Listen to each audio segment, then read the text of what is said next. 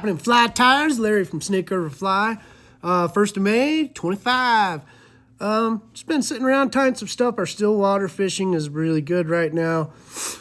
Leeches have been predominantly the action, but we're starting to see some damsels migrating. So we thought we would just show you a little damsel that we like to fish. Typically we tie this one with 0G, but you know, as always, we're always kind of tweaking our dubbings and stuff around this joint, and kind of by accident, kind of on purpose, accidentally, or sorta, we have a new dubbing for y'all, and it is pretty sweet. So go ahead and show you that with this little damsel that we're going to tie. Cool thing about dubbing, you know, is it's a great motivator. I mean, you can just look that, you know, we've got grease leech stuff here. We've got zero gravity. This is kind of a combo of the two combined. So you've got some strength fibers, a little bit of flash on there, and of course, you know, marabou for some movement. So been tying leeches and stuff with this guy. It's been really cool. You know, it's got a little bit of flash in it. It holds together really well, and it's a cool sculpting fiber, which is perfect for this damsel that we're going to tie. So let's go ahead and get started with this one. This is number 10, Togata from Moonlit.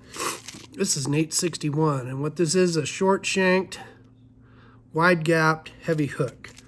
Perfect for tying little damsels or little bead heads, well, big beads on little hooks, that type of thing. So go ahead and get started here. This is a real easy one. I'll either tie this one with boobie eyes or a piece of foam.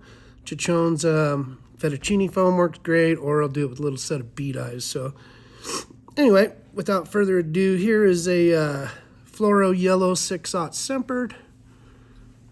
And let's go ahead and get started on that. And I've already grabbed some of our small bead chain eyes. Used an old pair of scissors to cut those. And go ahead and just attach those with some figure-8 wraps. About 1/8 of an inch back from that hook eye. Damsels are quite skinny.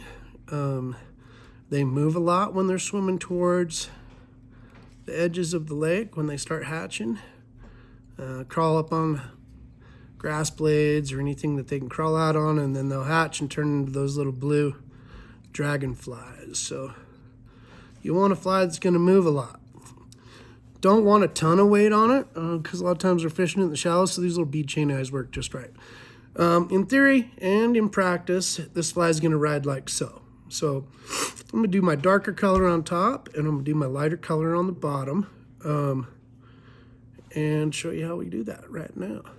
So I'm going to start with some of our chartreuse dubbing here, or filthy fowl dubbing or something like that. We'll come up with a cool name. Maybe that'll be a contest. Do a little grooming. But this holds together a little bit better than our 0G, a little bit more volume. So what I'm going to do is I'm just going to come right behind that bead chain eye, and I'm going to strap in a hunk of this. This is going to be the body and the swimming part of the fly. And then what I'm going to do, that one clump right there, I'm just going to jump forward of my bead chain and tie that down. Similar to doing a clouser, really honestly, right? So there's the bottom. This is a real simple fly, really effective. Played with different damsels for a bunch of years, and you know, there's a lot of good ones out there. Standard small sparse buggers work great. But the sparser and the more wiggly you get, the better they fish. So now I'm just going to take our damsel olive. I'm just going to put that right over the top, which is really the bottom, and strap that down right behind the hook eye. Let's go ahead and preen those fibers back. And this is going to make our extended body damsel. Okay. Now with these two clumps out the front, we're going to go ahead and use these for kind of wing cases and to finish the fly. So I'll just jump my thread right in front of those like so. You can probably tie this off right now, but One thing that you'll see a lot on damsels, the legs are really prominent. They don't have a lot of them, but they definitely stick out the side. So a really good choice in the past and currently is some really good Hungarian partridge. We have some beauties on the site, and we're just going to select a feather right down here off the base of that, like so. And then what I like to do is I'm going to strip the fuzz off of there and clean it like so. And then I'll put my thread right behind those bead chain eyes, and now I'm going to preen a good majority of those fibers back like that. I want my shiny side or my concave side to be facing forward, and I'll just tie that in right behind the hook eye, like so. And I'll just strap that other little piece down right that, like so. So now I'm gonna do, so I'm not working on the bottom of the hook. I'll flip this back over, and I'm just gonna get 2 or 3 turns of this Hungarian partridge. I'm just folding them back right here in the thorax. I've tied some cool little streamers, some little tadpoles already. Definitely our hottest, like lychee wormy things this week. We've got 6 colors on this new dubbing. You know, probably be at 12 next week this time, but those 6 colors will go ahead and launch and get on the site for the weekend for y'all.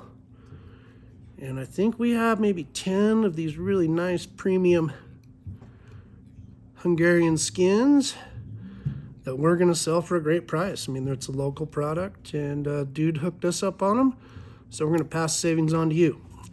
We're gonna do like 40 bucks. Normally they're like 70, I think.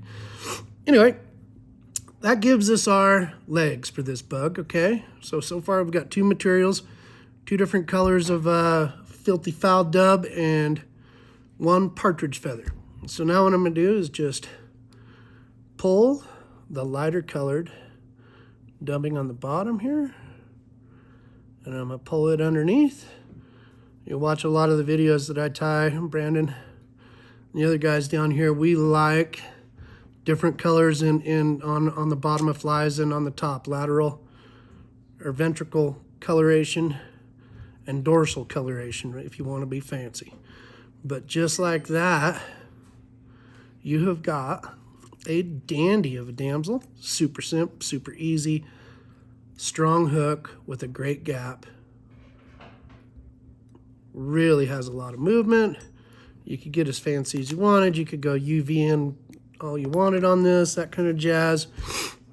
Basically just gonna finish it off, because when we fish these damsels, you'll see a lot of willows and stuff like that, and we'll lose them. Go ahead and just put some, if you want, you can put some stripes on here. Just give it a darker top. Get your coloring book out. Give it some better eyeballs. Like so.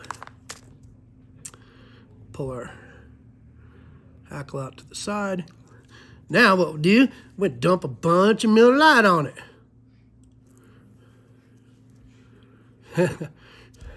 Always, right?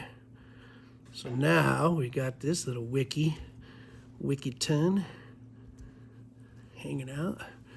And that little dude is a really good imitation of our little damsels. And that's with our new dubbing Filthy Fowl. You can make it as thick as you want, make it as thin. Stuff works really great for collars, around worms. It loves being drenched in Miller Lite, right? It's kind of like Brandon.